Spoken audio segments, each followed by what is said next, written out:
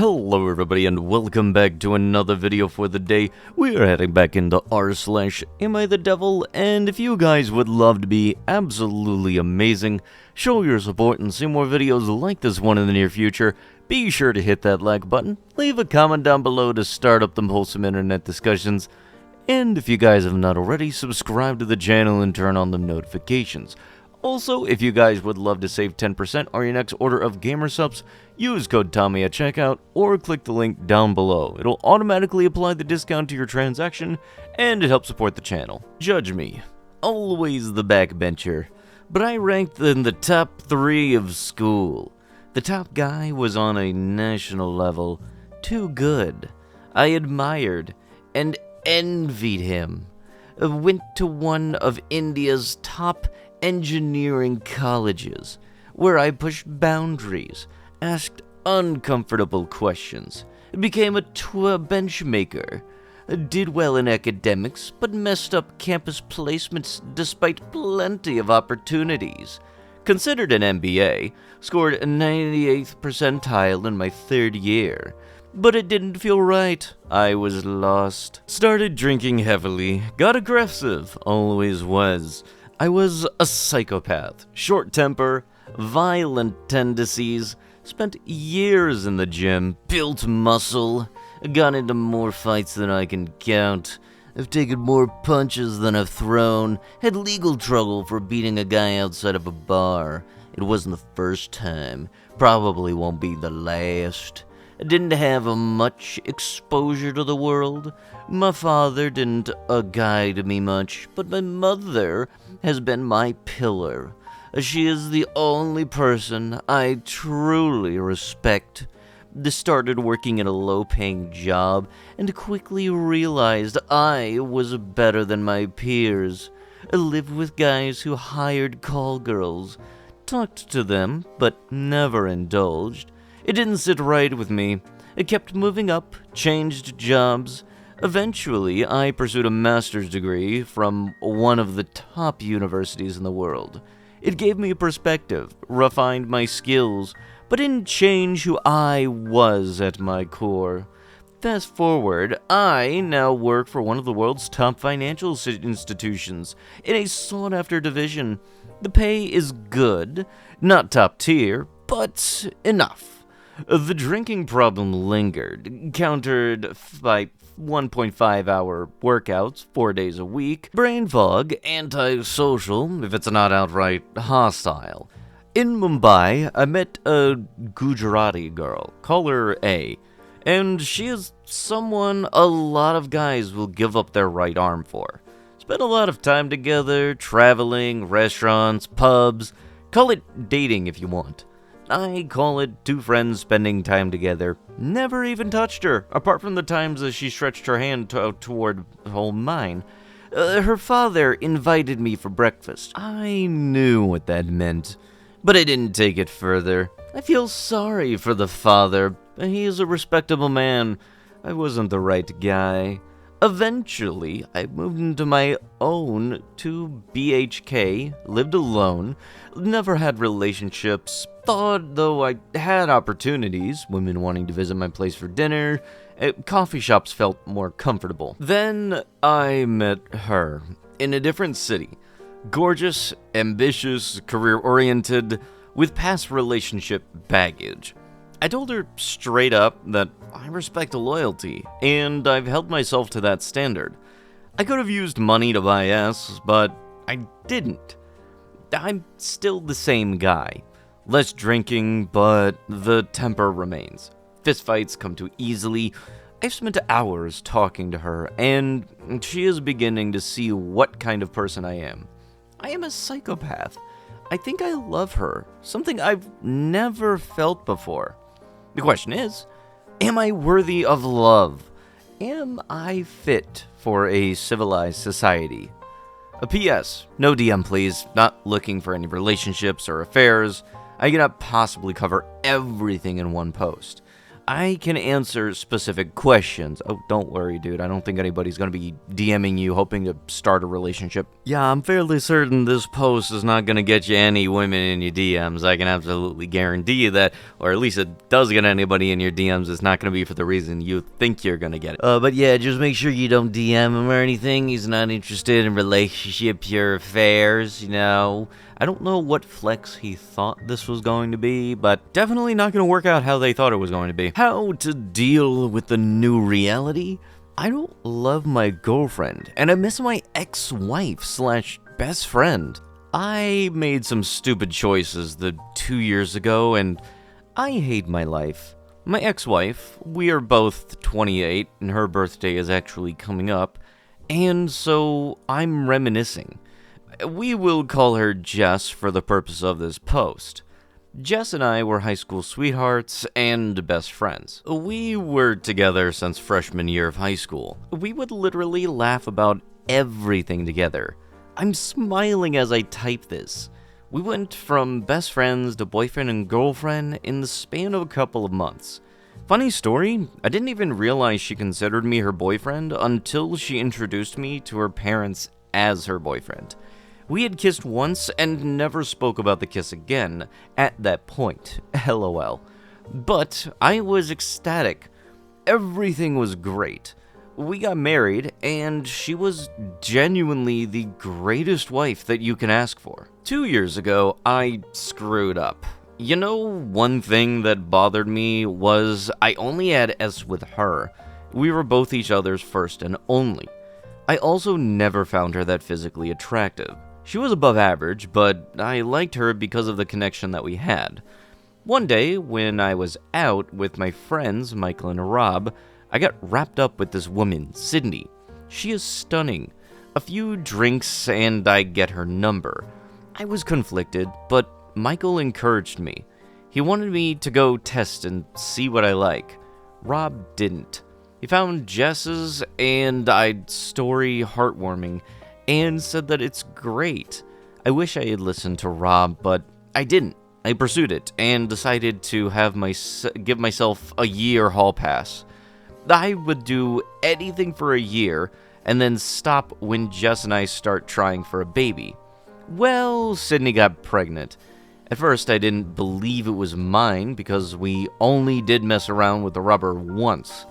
Just my luck, the baby was mine, and since this post is already long, I won't go too deep, but a lot of drama happened. Sydney at first didn't know I had a wife, and I didn't want her to keep it, but she insisted. Sydney and I are trying to make a relationship work for our daughter, and while I love my daughter, it is also a reminder of how I blew up a relationship with my wife/best friend. The pain I caused her hurts me. I still remember the screaming at me after, and she yelled at me before. Most of our arguments we can talk calmly, but she just went off. Sydney and I have a loveless relationship. She still resents me for not telling her I had a wife and only together for the baby. But we don't have that best friend relationship I had with Jess. The laughs, the inside jokes, being able to talk for hours at the time. I just want to leave all of this behind and get Jess back, but she doesn't want to talk to me. My advice to you all is that focus on that emotional connection more than just looks and lust. Any advice you have for me would be great. Oh, but here's the thing, dude. You were already given good advice. You had two friends. One was saying, okay, you're going ahead. The other one actually had common sense and saying, hey, this probably wasn't a good idea. Which friend did you listen to, though? Which head did you listen to, though? Well, I know when it comes to the heads, certainly wasn't the one on your frickin' shoulders, that's for sure. You're very much acting like you want two different relationships to be able to coexist at the same time. Meanwhile, you also seem like you're acting why it doesn't work out at the same time. Am I the a-hole for asking my girlfriend to quit her barista job to spend a week alone with me before I'm gone for 7 months? Howdy, I'm 24M, moving to remote Alaska on the 18th of this month for 7 months. And my girlfriend, 26F, works at a coffee shop for another month until she gets another seasonal biology job. that starts early in April. We both live with our families still, which is important to the story since my family will be gone the entirety of my last week before I leave. While I'm gone, she'll be living in my room at my family's house for her biology job, which she got in my hometown. I asked my girlfriend to quit her barista job and spend the last week alone with me. She then said, "I can't, I need the money." So I offered to pay her average weekly wage until the other job started. She said, "No, it's not the money. I can't leave the people there. They need me." We've been together for over 3 years, and she has worked there for 2 months. And so I said, "Do people you've known for 2 months outweigh me in importance?" She responded with, "No, I just need a job and can't be unemployed for a whole month. I value working." So I told her that any coffee shop would take her that day with 4 years of experience, and especially the one that she's working at right now, since they are understaffed. So you could go back after the week. Everything she said to not quit this job breaks my heart. I truly love this woman, and I want to spend every possible second that I can with her. We've worked and lived together for 3 years, basically together every day from spring to fall. It really feels like she doesn't want to spend this time with me, not because of her job, but maybe because she just doesn't love me as much as I love her. Why would I want her to stay here while we're alone for a week and her 2 to 3 days off isn't enough? For brevity's sake, I have a bunch of things and activities planned. Her response to all of this? "You're trying to manipulate me to quit my job." I don't believe that I am. I've been very upfront with her about everything that I want to do and why I want her to do it. I haven't tried to sneak anything around her or make her feel some sort of way, or use the fact that she's been staying in my room for 7 months against her. I haven't tried to sneakily imply that she should quit. I was immediately upfront about it. I'm honestly just begging for more of her time before I'm gone for 7 months. This, to me, is something that deeply hurts me, and I won't forget. She couldn't take a week from a barista job to spend a week with me before I'm gone for the majority of the year?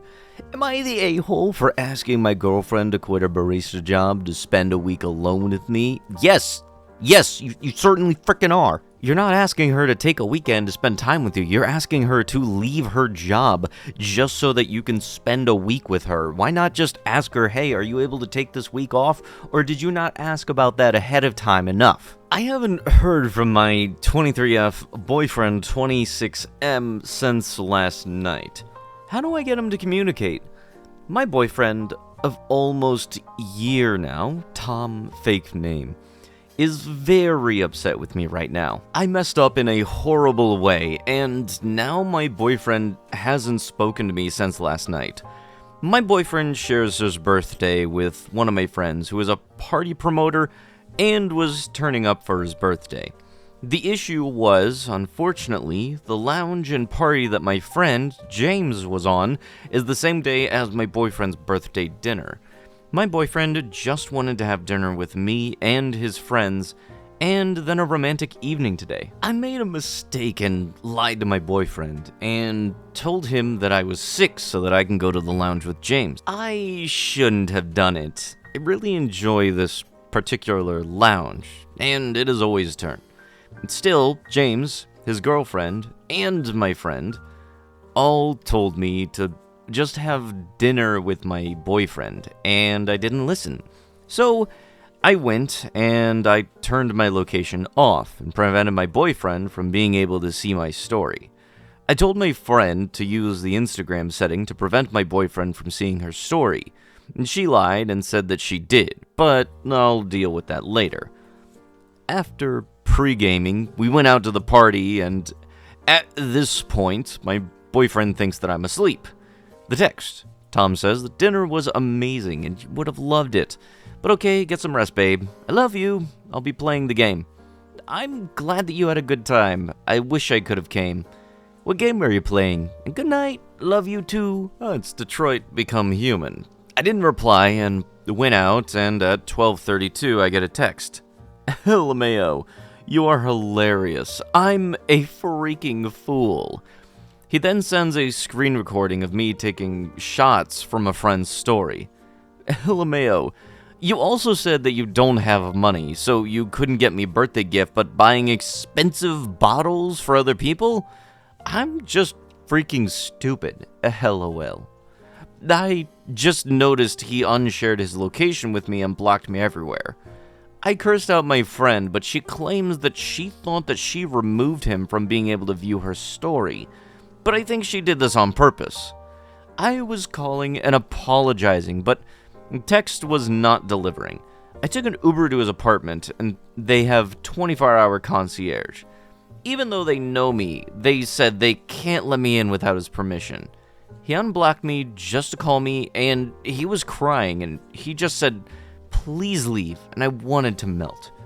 I took an Uber home after that. I have a lot that I need to save, but I want to apologize and tell him that I love him. I was being selfish and shouldn't have, and I plan on spending the rest of my life spoiling him. He spoils me rotten, and I haven't reciprocated like I should have. That changes now, and I will be the girlfriend that he deserves because I'm telling you that he is the best boyfriend I've ever had. How long do I give him before I reach out? I know he needs space, but he normally communicates very well, but this time he's just not communicating. You know, maybe lying to your boyfriend probably wasn't the best start to any of this. You know, it's not like honesty helps with good communication in a relationship or anything. That could not possibly ever be the case. Am I overstepping with my friend's wedding? My close friend of 17 years is getting married, and I'm super excited for it.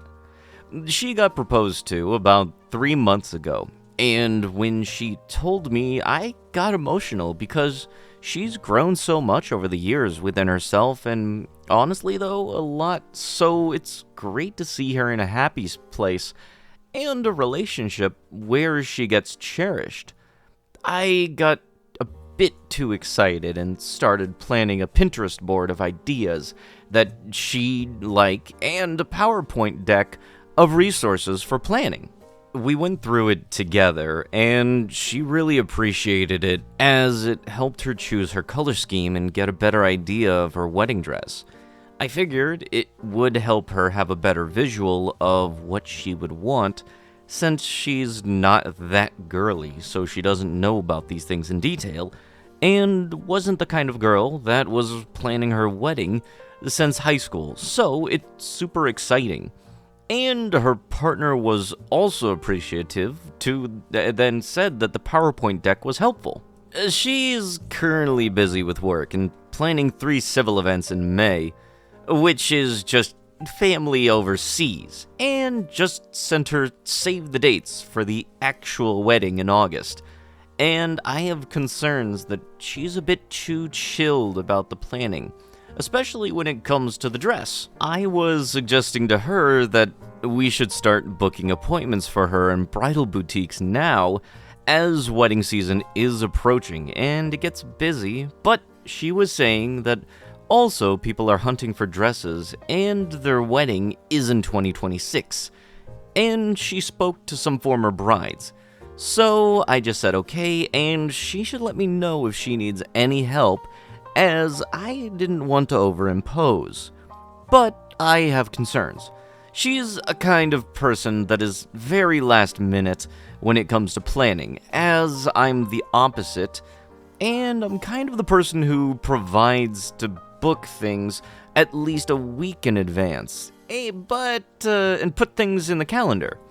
Also, I really wanted to plan a bridal shower for her because she's the only person that hasn't really had a birthday to celebrate her, and I thought it would be really nice, and she said that another one of her friends suggested it, but she was on the fence about posting a bridal shower.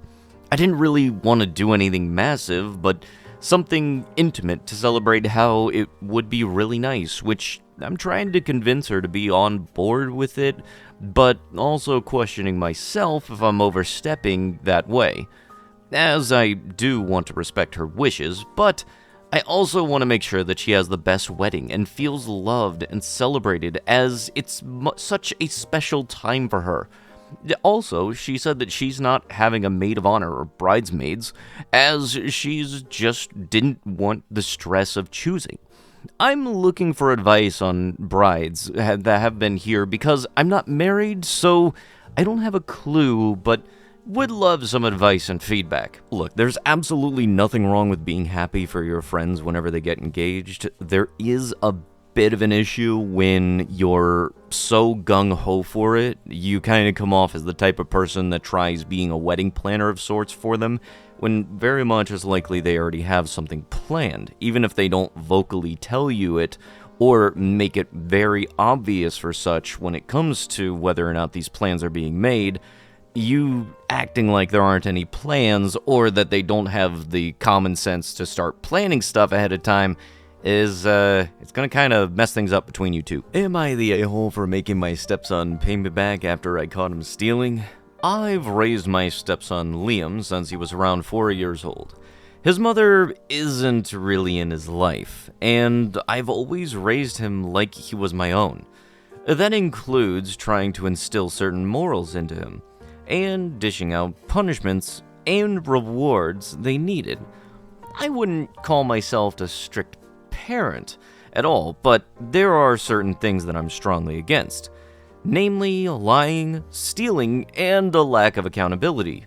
I wouldn't say that we're wealthy, but we're pretty comfortable, and I've always been happy to provide things for my kids, which makes the situation hurt even more. Had Liam came to me and asked for money for certain things, we could have discussed it. He also had his own part-time job and has plenty of money to spend on shoes, clothes, junk food, etc. I think this is why I feel so strongly about him turning around and taking things I know that he could have gotten himself. The way I found out that he was stealing was even worse. It wasn't a guilty confession. I overheard him bragging to his friends about getting away with downloading thousands of dollars worth of games. Not only that, he was encouraging them to do the same and saying that paying for anything would be stupid and pointless. When I later confronted him about it, I started laughing and saying it wasn't a big deal and everyone does it. He didn't take me or the situation seriously at all until I put my foot down and told him that he had to personally hand over his paycheck to me until he'd made up for the apparent thousands that he had stolen. The money would then be donated to our church to be put to good use. Now, I was intending to save half of it to return at the end of his punishment, but I didn't share that with him. I also confiscated his cards and told him that I'd be canceling his phone plan until further notice. This punishment was only going to last until he apologized, admitted what he did was wrong, and had an actual impact on people. And I told him as much. His reaction was to completely explode at me and then accuse me of being the relief for saying that I'd take his money. It's worth pointing out that he lives rent-free and has a pretty cushy life. The money isn't technically going into my pocket either. Now he's refusing to speak to me and even went as far to try to reach out to his absentee mother. His father is on my side, but my daughter is telling me that I'm going too far and that stealing games really is more common than I think. Most of my friends who I share the situation with think that I'm doing the right thing by making a stand, but I've had a few say that I shouldn't go as far to take the money from him personally and should have gone for grounding instead. I personally think that stealing is stealing, and I want to address how bad it is to engage in that kind of behavior and nip it in the bud. I love him, which is why I'm being hard on him. I don't want him to grow up to be like his mother. All he has to do is apologize, and I'll return his cards and stop charging him a thing. But he's being completely stubborn and childish about it. Am I the a-hole? Okay, I'm gonna tell you this right now. Anytime a kid says something about downloading thousands of dollars of games, very much that they are just saying they most likely got something on sale or a whole bunch of things on sale. God forbid, kids might know how to use the internet and might know how to look up things like a Humble Bundle thing. And you're doing this all because you happen to have overheard your son saying something.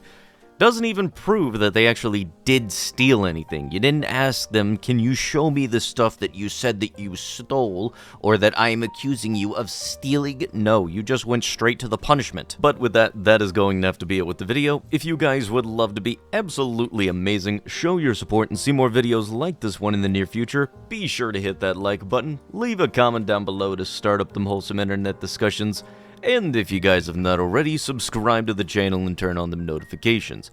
I'll be sure to see you guys in the next one. Thank you so much for watching, and bye-bye!